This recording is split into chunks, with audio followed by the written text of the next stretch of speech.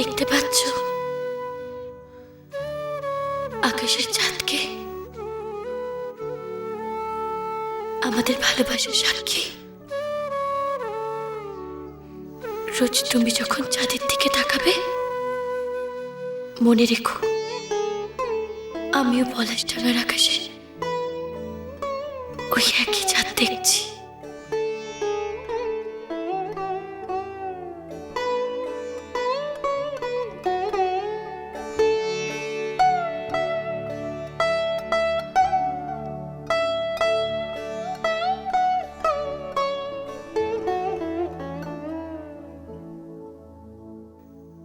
যখন তোমাকে হালকা একটা হাওয়া ছুঁয়ে যাবে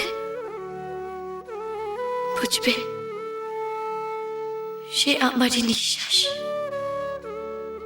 যখন তোমার মাথায় টুপ করে বৃষ্টির একটা ফোঁটা পড়বে সে আমারই চোখের জল। আমি তো তোমার চারপাশে আছি, আমি তোমার আত্মায় আছি, আমি তোমার থেকে দূরে নেই গো, তোমার কাছে, খুব কাছে আছি, খুব কাছে। এরপরে যখন আমি তোমাদের বাড়ির যোগ্য হয়ে তোমার কাছে আসবো তখন আর শান্তি হবে না আমাদের আলাদা করার। কটা দিন একটু ধৈর্য ধরো লক্ষ্মী সোনা আমার। আর কতদিন মৌরি, কতদিন কতদিন তুমি আমাকে অপেক্ষা করাবে? আমি তো কিছুই জানি না যে তুমি কেমন আছো, কি করছো। আমি একটু ভালো নেই জানো, একটু না। তুমি কি কিছুই টের পাও না?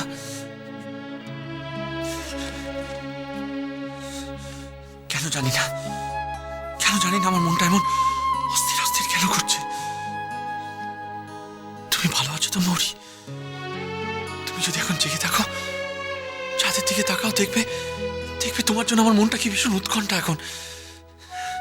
শুধু একটিবার যদি আমি তোমাকে আমার কাছে টেনে নিতে পারতাম মৌরি, একটিবার।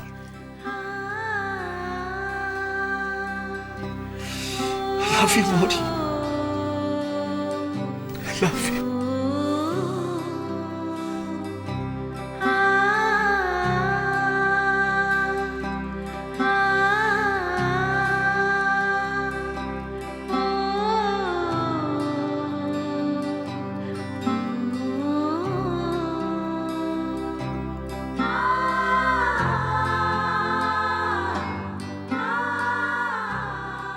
আমাকে ওর থেকে কেউ আলাদা করতে পারবে না, এমনকি আপটিও না মা। আমি শুধু কটা দিন ওর থেকে সময় চেয়ে নিচ্ছি মা, যাতে আপনার বিচারের মাপকাঠিতে নিজের যোগ্যতা প্রমাণ করতে পারি। খুব শিগগিরই আমি ওর পাশে মাথা উঁচু করে দাঁড়াতে পারবো মা।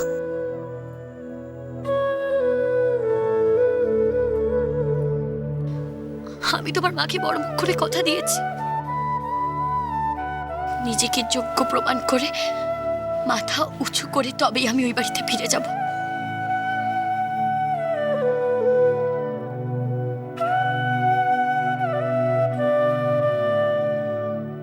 আসলে আপনি এসবের যোগ্যই নন। যান আপনি আপনার গ্রামে ফিরে যান, এই জায়গা আপনার জন্য নয়। Get out. কত স্বপ্ন ছিল আমার, সব মিথ্যে হয়ে গেছে। আমি পারিনি, আমি সত্যি তোমার যোগ্য হতে পারলাম না।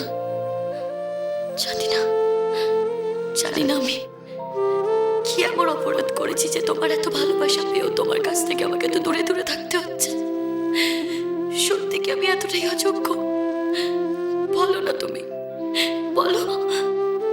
যোগ্য হতে গেলে কি করতে হবে আমাকে, আর কত অপমানিত হতে হবে? কতবার ব্যর্থতার সামনাসামনি হতে হবে আমাকে, আর কতবার কতবার।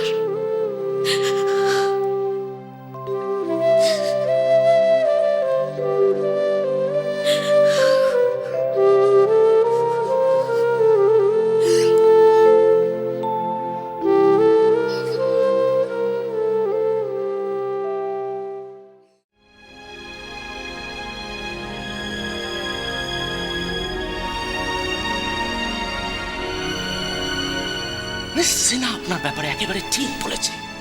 বাইরের সাজগোজ, বাইরের মেকআপ চেঞ্জ করলে মানুষটা কোনোদিনও চেঞ্জ হয় না, কোনোদিনও না। ভেতরটা সেই একই রয়েছে, এক সেই গ্রাম, সেই অশিক্ষিত, সেই ইয়াং কালচার, সেই ইয়াং কালচার।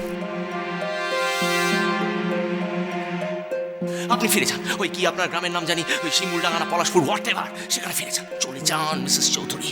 আপনি এইসব কাজের যোগ্যই নন, যোগ্যই নন। নো।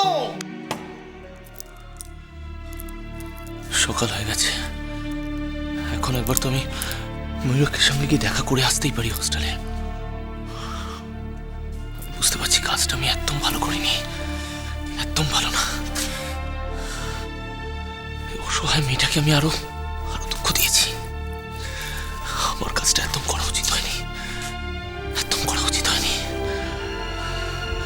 আমার সাহস আছে বলেই আমি আপনার কাছে এসেছি মিস্টার সেন। এবার দেখি আপনার কত সাহস, কত ক্ষমতা। বানান আমাকে স্টার। নিজেকে প্রমাণ করার জেদটা এক সময় আমাকেও কুড়ে কুড়ে খেয়েছে। আমি জানি হতাশার জ্বালা, ব্যর্থতার গ্লানি একটা মানুষকে কতটা শেষ করে দেয়। কত মায়া মমতা নিয়ে মানুষ নিজের স্বপ্নকে সাজায়, কিন্তু তখন যেটা ভেঙে যায়। আমি জানি মিস্টার সেন কতটা দুঃখ হয়, কত কষ্ট হয়। জানি না উনি আমাকে ক্ষমা করে দিতে পারবেন কিনা, কিন্তু আমাকে ওনার কাছে যেতেই হবে, যেতেই হবে।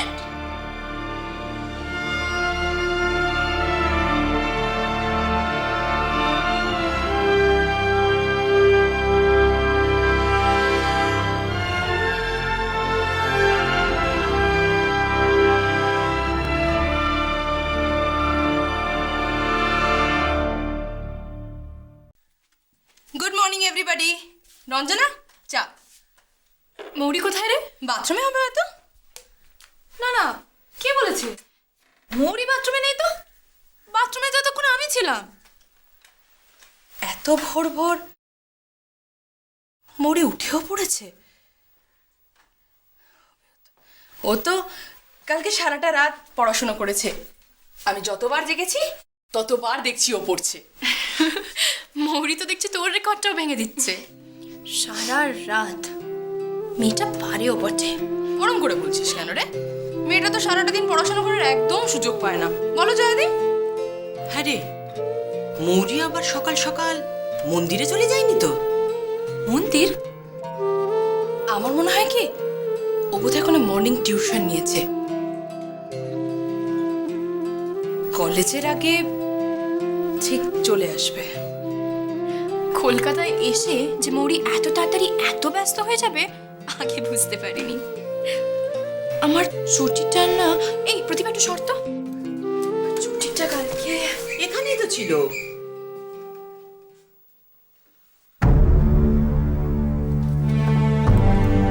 কি রে, কি হলো? কি করছিস এত?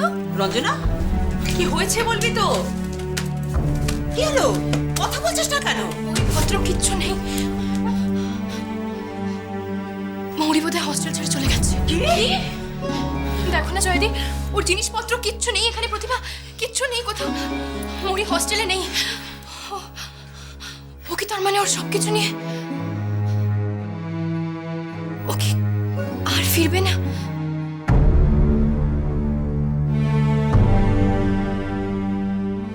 The mystery girl in Shakur Sen's life. সাত সকালবেলা কি সব সাগর সেন এই না তোর বড্ড পদভ্যাস প্লিজ ফেরত দে খবর কই কই দেখি আমাকে দে রঙ্গন আমি দেখি উফ কি কি একটা মুখ ঢাকা একটা দাদা, মেয়েকে দাদা। এত মাতামাতি করছেন